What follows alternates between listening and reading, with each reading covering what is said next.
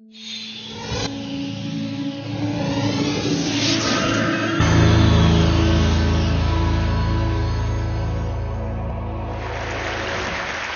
value of nothing. Out of nothing comes something. That was an essay that I wrote when I was 11 years old, and I got a B+. But I'm going to talk about nothing out of something and how we create. And I'm going to try and do that within the 18-minute time span that we were told to stay within and to follow the 10 commandments. That is actually something that creates a near-death experience, but near death is good for creativity. Okay. So I also want to explain, because Dave Eggers said he was going to heckle me if I said anything that was a lie or not true to universal creativity. And I've done it this way for half the audience who is scientific. When I say we, I don't mean you necessarily. I mean me and my right brain, my left brain, and the one that's in between that is the censor and tells me what I'm saying is wrong. And I'm going to do that also by looking at what I think is part of my creative process, which includes a number of things that happen actually. The nothing started even earlier than the moment in which I'm creating something new. And that includes nature and nurture and what I refer to as nightmares. Now, in the nature area, we look at whether or not we are innately equipped with something perhaps in our brain, some abnormal chromosome that causes this muse-like effect. And some people would say that we're born with it in some other means, and others, like my mother, would say that I get my material from past lives.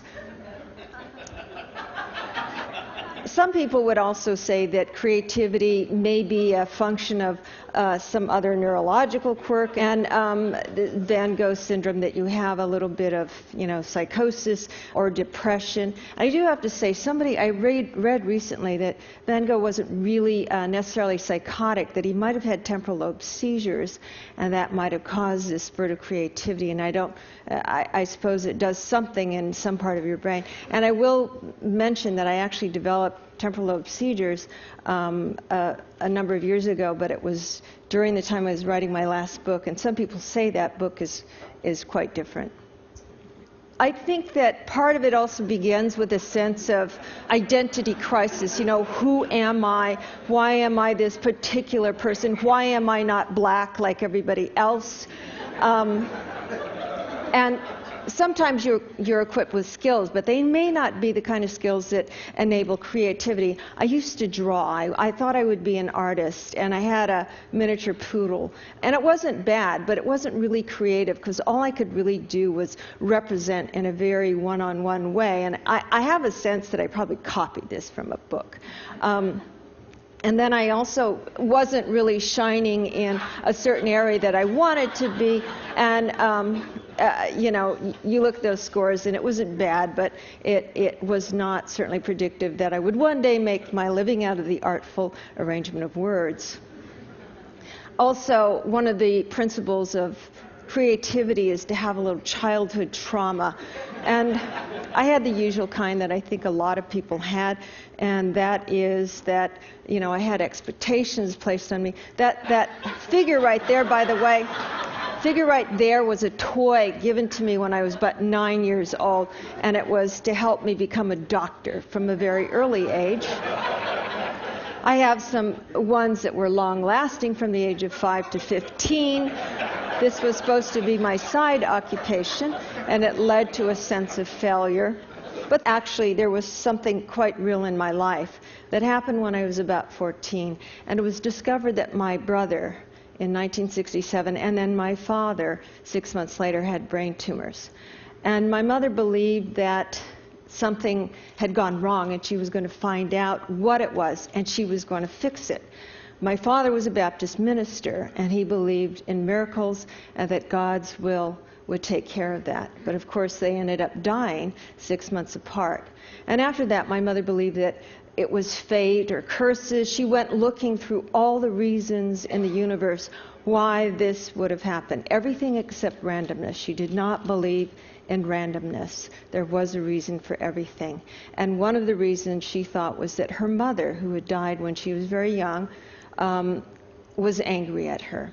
And so I had this notion of death all around me, because my mother also believed that I would be next and she would be next. And when you are faced with the prospect of death very soon, you begin to think very much about everything. You become very creative in a survival sense. And this then led to my big questions, and they're the same ones that I have today. And they are, why do things happen? And how do things happen? And the one my mother asked, how do I make things happen? It's a wonderful way to look at these questions when you write a story, because after all, in that framework between the page 1 and 300, you have to answer this question of why things happen, how things happen, in what order they happen, what are the influences, how do I, as the narrator, as the writer, also influence that.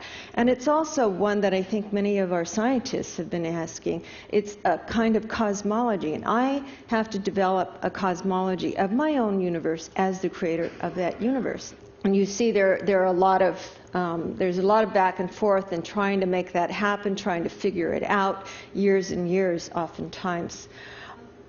So when I look at creativity, I also think that it is this sense or this inability to repress my looking at associations in practically anything in life. And I got a lot of them during what's been going on throughout this conference, almost everything that's been going on.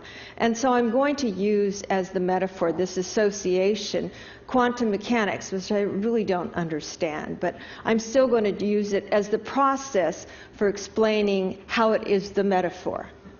So, in quantum mechanics, of course, you have dark energy and dark matter. And it's the same thing in looking at these questions of how things happen. There's a lot of unknown, and you often don't know what it is except by its absence. But when you make those associations, you want them to come together in a kind of synergy in the story. And what you're finding is what matters, the meaning. And that's what I look for in my work, a personal meaning. There is also the uncertainty principle, which is part of quantum mechanics, as I understand it, and this happens constantly in the writing. And there's the terrible and dreaded observer effect, in which you're looking for something and, things are happening simultaneously, and you're looking at it in a different way, and you're trying to really look for the about in the story. What is the story about? And if you try too hard, then you will only write the about. You won't discover anything. And what you were supposed to find, what you hoped to find in some serendipitous way, is no longer there. Now, I don't want to ignore the other side of what happens in our universe, like many of our scientists have, and so I am going to just throw in string theory here and just say that creative people are multidimensional, and there are 11 levels, I think, of anxiety, and they all operate at the same time. There is also a big question of ambiguity, and I would link that to something called the cosmological constant. You don't know what is operating, but something is operating there. And ambiguity to me is very uncomfortable in my life, and I have it. Moral ambiguity. It is constantly there. And just as an example, this is one that recently came to me. It was something I read in an editorial by a woman who was talking about the war in Iraq. And she said, save a man from drowning, you are responsible to him for life. A very famous Chinese saying, she said, and that means that because we went into Iraq, we should stay there until things were solved, maybe even 100 years. So there was another one that I came across, and it's saving fish from drowning, and is what Buddhist fishermen say, because they're not supposed to kill anything, and they also have to make a living, and people need to be fed. So their way of rationalizing that is they are saving the fish from drowning, and unfortunately in the process the fish die. Now what's encapsulated in both these drowning metaphors, actually one of them is my mother's interpretation, and it is a famous Chinese saying because she said it to me: save a man from drowning, you're responsible to him for life, and it was a warning: don't get involved in other people's business or you're going to get stuck. Okay, I think if somebody really was drowning, she'd save them. But both of these sayings, saving a fish from drowning or saving a man from drowning, to me they had to do with intentions.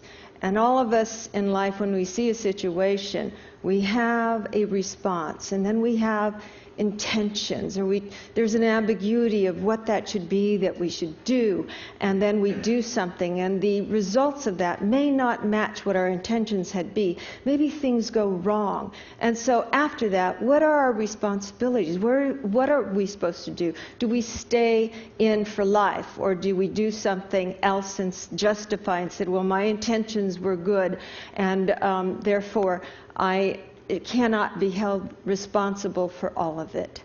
That is the ambiguity in my life that really disturbed me and led me to write a book called Saving Fish from Drowning.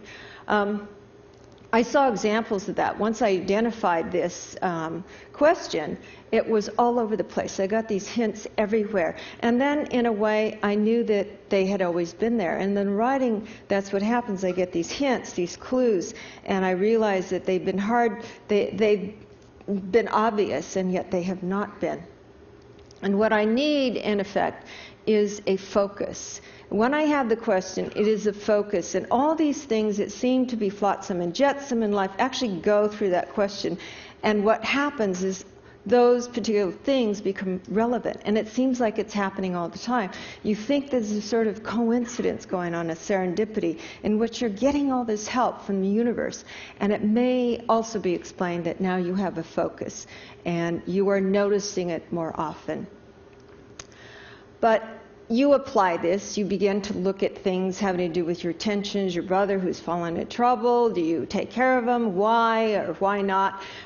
It may be something that is perhaps more serious, as I said, human rights in Burma. I was thinking that I shouldn't go because somebody said if I did it would show that I approved of the military regime there. And then after a while I had to ask myself, why do we take on knowledge? Why do we take on assumptions that other people have given us? And it was the same thing that I felt when I was growing up and was hearing these rules of moral conduct from my father, who was a Baptist minister. So I decided that I would go to Burma for my own intentions, and still didn't know that if I went there, what the result of that would be if I wrote a book. And I just would have to face that later when the time came.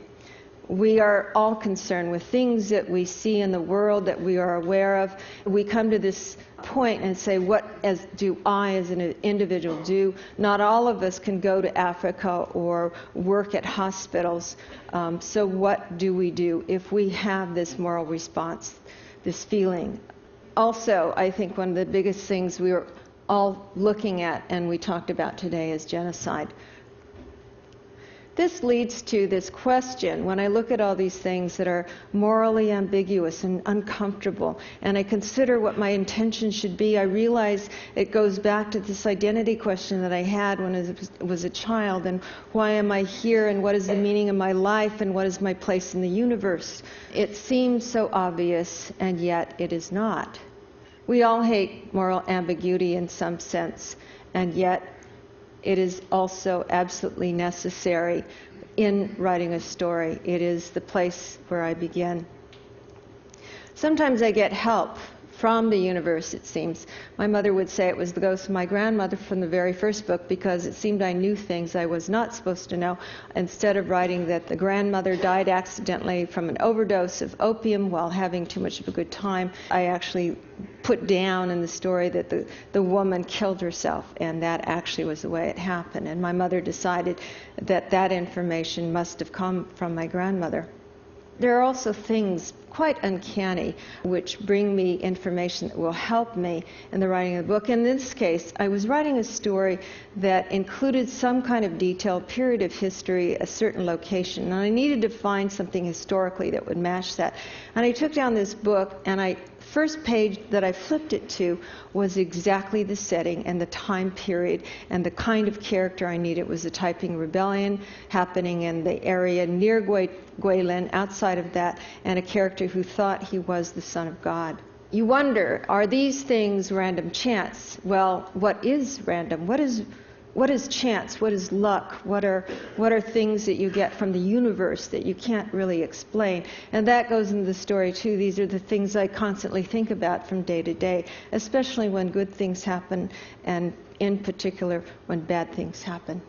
But I do think there's a kind of serendipity, and I do want to know what those elements are so I can thank them and also try to find them in my life. Because again, I think that when I am aware of them, more of them happen.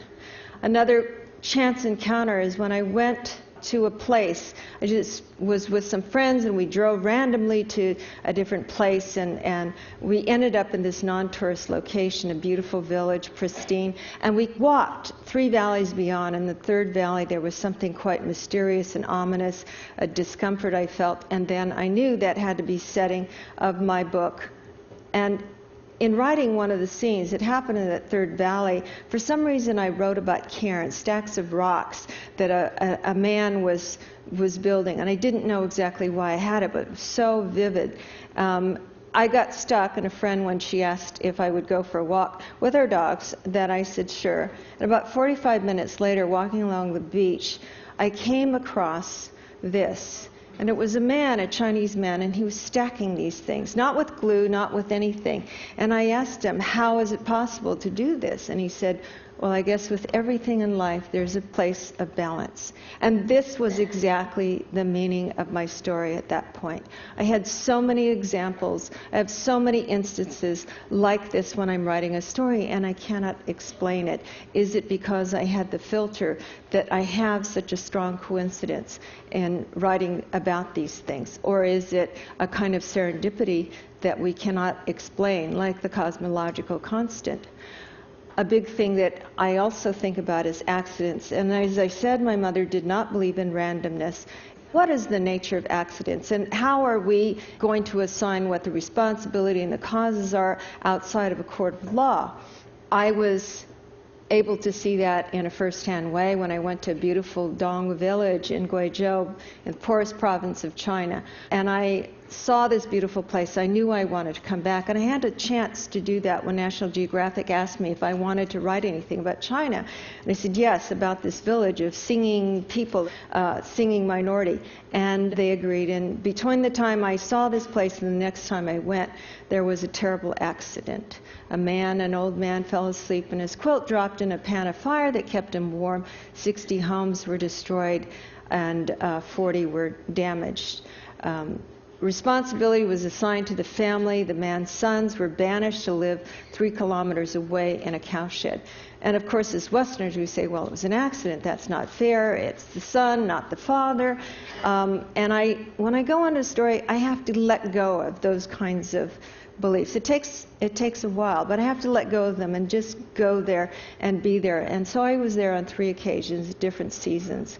And I began to sense something different about the history and what had happened before, and the nature of life in a very poor village, and what you find is your joys and your rituals, your traditions, your links with other families.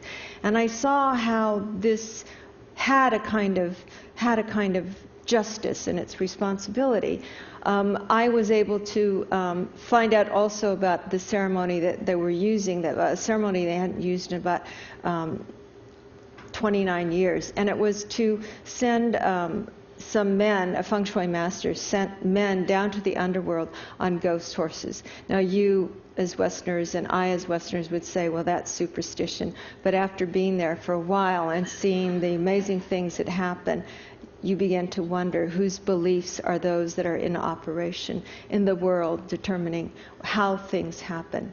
So I remained with them, and the more I wrote that story, the more I got into those beliefs, and I think that's important for me to take on the beliefs, because that is where the story is real, and that is where I'm going to find the answers to how I feel about certain questions that I have in life. Years go by, of course, in the writing. It doesn't happen instantly, I'm trying to convey it to you here on at TED. The book comes and it goes. When it arrives, it is no longer my book. It is in the hands of readers, and they interpret it differently. But I go back to this question of how do I create something out of nothing, and how do I create my own life? And I think it is by questioning, in saying to myself that there are no absolute truths. I believe in specifics, the specifics of the story, and the past, the specifics of that past and what is happening in the story at that point. I also believe that in thinking about things, my thinking about luck and fate and coincidences and accidents, God's will and the synchrony of mysterious forces, I will come to some notion of what that is, how we create.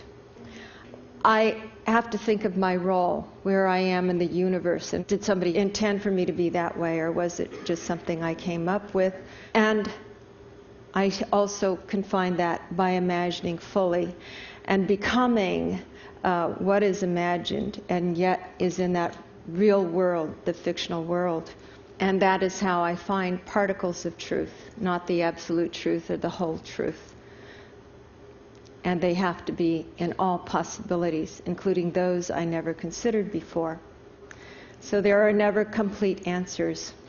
Or rather, if there is an answer, it is to remind myself that there is uncertainty in everything, and that is good, because then I will discover something new. And if there is a partial answer, a more complete answer for me, it is to simply imagine. And to imagine is to put myself in that story until there is a transparency between me and the story that I am creating. And that's how I've discovered that if I feel what is in the story, in one story, then I come the closest, I think, to knowing what compassion is, to feeling that compassion. Because for everything in that question of how things happen, it has to do with the feeling. I have to become the story in order to understand a lot of that. We've come to the end of the talk, and I will reveal what is in the bag. And it is the muse, and it is the things that transform in our lives that are wonderful and stay with us.